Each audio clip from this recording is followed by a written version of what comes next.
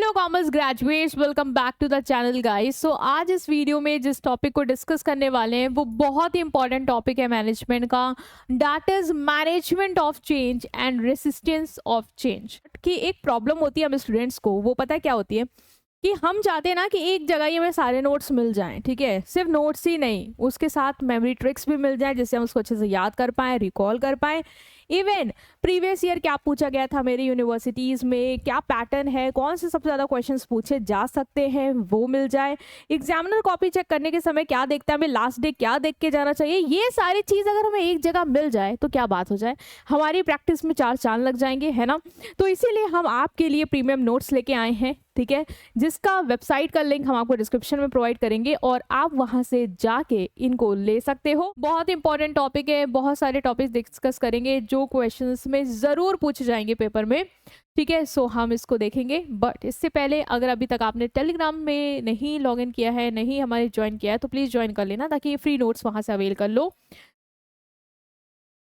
Okay, हम start कर रहे हैं मैनेजमेंट ऑफ चेंज। क्या होता है मैनेजमेंट ऑफ चेंज? चेंज क्या है? मतलब बदलाव। ऑर्गेनाइजेशन में बदलाव आते हैं कि नहीं आते? ऑफ कोर्स आते हैं। टेक्नोलॉजी बदली, गवर्नमेंट की पॉलिसी बदली, बदलाव तो आएगा ही, सिस्टम बदलना पड़ेगा। तुमने देखा होगा पहले क्या होता था, दफ्तरों में पेपर पेन से काम चलता था, आज वो सारे सिस्टम सॉफ्टवेयर इंस्टॉल हो गए। तो मतलब टेक्नोलॉजी बदली और ऑर्गेनाइजेशन में टेक्नोलॉजी को हमने लाया, अडॉप्ट किया और चेंज आया। तो चेंज तो आना स्वाभाविक है, जिंदगी में आएगा। एआई आया, चेंज ही आया है ये हर जगह। तो चेंज को मैनेज भी करना पड़ेगा, मतलब ये कि प्रॉपर उसकी प्लानिंग करनी पड़ेगी कि चेंज कैसे आएगा, कैसे इम्प्लीमेंट होगा, कैसे हम इंश्योर करेंगे कि लोग उस चेंज को फॉलो करें, है ना, कैसे उनको मोटिवेट करेंगे। तो उस चेंज को मैनेज तो करना ही पड़ेगा। ठीक है, तो चेंज क्या है? चेंज मतलब एक ऐसा प्रोसेस जिसमें हम मॉडिफाई करते हैं या ऑल्टर करते हैं existing policies, procedure, technology, structure, organisation के बिहेवियर को, ताकि इंटरनल एंड एक्सटर्नल इन्वायरमेंट में जो चेंजेस आ रहे हैं हम उसको अडॉप्ट कर पाएं। Internal, external. देखिए, एक्सटर्नल जैसे कि टेक्नोलॉजी में बदलाव आया, गवर्नमेंट की नीति बदली, जीएसटी आ गया, तो आपको क्या करना होगा? आपको अपना स्ट्रक्चर, अपना काम करने का तरीका, है ना, वहाँ पे भी मॉडिफिकेशन लाना होगा, अल्टरेशन लाना होगा। और यही क्या है? यही जो प्रोसेस है जिसमें हम चीज़ों को मॉडिफाई कर रहे हैं, ऑल्टर कर रहे हैं। चाहे कोई भी चीज़ को बदल रहे हो, चाहे टेक्नोलॉजी को बदल रहे हो, चाहे हम अपने लोगों के बिहेवियर को बदल रहे हों, चाहे हम अपनी पॉलिसीज़ को बदल रहे हो, स्ट्रक्चर को बदल रहे हो, ताकि बाहर के चेंजेस को एक्सेप्ट कर पाएँ, उसे ही हम बोलते हैं चेंज। अब आता है कि इस चेंज के क्या फीचर्स हैं। कॉन्टिन्यूस, तुम्हें पता है चेंज ऑनगोइंग प्रोसेस है। ऑर्गेनाइजेशन में चेंजेस आते रहते हैं, आपको नई सिचुएशन को अडॉप्ट करना पड़ेगा। डायनेमिक इन नेचर है, चेंज ऑर्गेनाइजेशन को फ्लेक्सिबल रखता है। बिजनेस कंडीशन जैसे बदलेगी आप भी तुरंत चेंज को एक्सेप्ट करोगे, मतलब तुम भी डायनेमिक हो, बदल रहे हो समय के साथ। ऐसा नहीं कि रिजिड हो, स्टैटिक हो, नहीं। गोल ओरिएंटेड चेंज आप इसीलिए लाते हैं ऑर्गेनाइजेशन में ताकि कुछ इंप्रूवमेंट आए, परफॉर्मेंस अच्छी हो। यूनिवर्सल प्रोसेस, चेंज जो है हर ऑर्गेनाइजेशन फेस करती, चाहे बड़ी हो छोटी हो, बदलाव तो हर जगह आएगा। चेंज कभी कभी प्लान होते हैं, कभी कभी अनप्लान। अनप्लान कोविड आया, सिस्टम बदलना पड़ गया, ऑनलाइन शिफ्ट करना पड़ा, ये अनप्लान था, पता नहीं था। Next we are moving toward the next topic, that is process of plan change. Like जो चेंज हम प्लान करके लाना चाह रहे हैं उसको कैसे लाएंगे, क्या स्टेप्स है जो फॉलो करेंगे वो देखेंगे। जैसे मान लो मेरा मोबाइल ब्रांड है, मान लो सैमसंग है, उसकी सेल जो है वो 10% से गिर गई है और गिरती ही जा रही है। ये हमने देखा कि ये एक चीज़ हो रही है और ये प्रॉब्लम का हम सोल्यूशन चाह रहे हैं, उस वजह से हम कोई चेंज लाना चाह रहे हैं। तो कैसे वो चेंज आएगा वो देखते हैं, जिससे प्रॉब्लम सॉल्व हो जाए।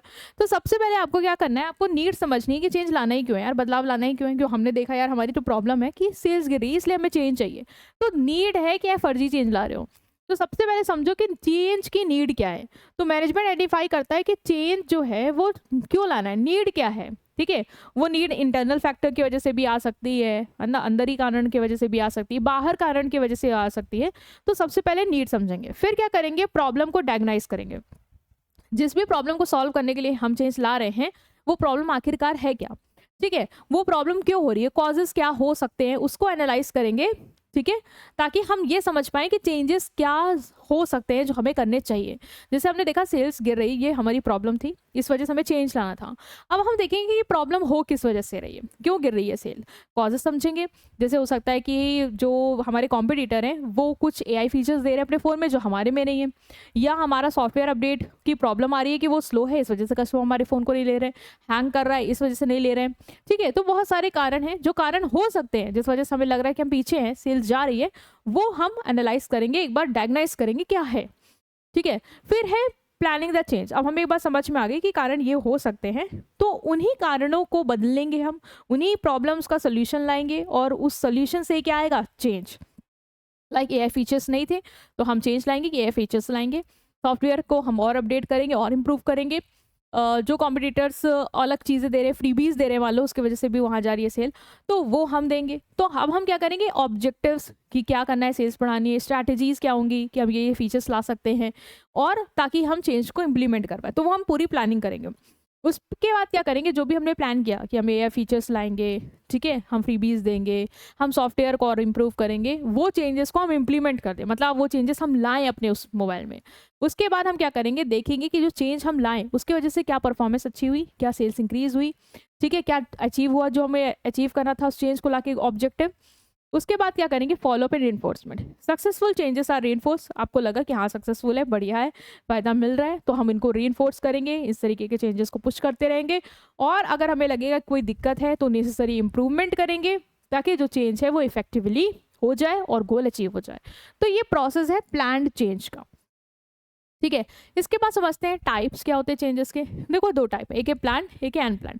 प्लान चेंजेस क्या, वो चेंजेस जो हमने ऑलरेडी खुद से जानबूझ के किए हैं, प्लान किए थे और हम वो लाए हैं चेंजेस। जैसे टेक्नोलॉजी हमें अपडेट करनी थी, हमने अपडेट करी, ये सब प्लान था। अनप्लान क्या, जो सडनली चेंज हो गया, हमने प्लान नहीं किया था बट वो बदलाव लाना पड़ गया, अनएक्सपेक्टेड चेंज आ गया। ठीक है, अनफोर्सीन इवेंट के वजह, गवर्नमेंट पॉलिसी बदल गई, GST आ गया जिस वजह से हमें चेंज करना पड़ गया, मैं नहीं पता था ऐसा होगा बट हुआ। डिजास्टर आ गया जिसकी वजह से हमें चीज़ें बदलनी पड़ी, कोविड आ गया जिसकी वजह से हम ऑनलाइन सिस्टम स्विच करना पड़ा। तो ये प्लान नहीं था चेंज, बट ये सिचुएशन की वजह से हुआ, तो इसे बोलते हैं अनप्लान। दो टाइप याद रखेंगे। फिर आता है रेसिस्टेंस टू चेंज। रेसिस्ट मतलब क्या होता है, मना करना। तुम्हें पता है जब कोई चेंज आता है, चीज़ें बदलती हैं, तो बहुत सारे लोग हैं जो मना करते हैं कि नहीं ये नहीं होना चाहिए, मतलब दे कि नहीं होना चाहिए, वो एक्सेप्ट नहीं करते चेंज। तो रेसिस्टेंस टू चेंज मतलब एम्प्लॉयज़ का वही अनविलिंगनेस, अपोजिशन, कि वो चेंज को एक्सेप्ट या अडॉप्ट नहीं करना चाहते। क्यों वो अनविलिंगनेस आ रही है, फियर हो सकता है अननोन का, उन्हें वो डर है कि वो जो नई चीज़ आ रही है वो नहीं जानते उसके बारे में, और हो सकता है उससे उनको कोई नुकसान हो, तो इस वजह से वो मना कर रहे हैं। उनको लग रहा है कि उनकी जॉब जा सकती है अगर ये चेंज आ गया, ये टेक्नोलॉजी आ गई, उस डर से वो मना कर देते हैं।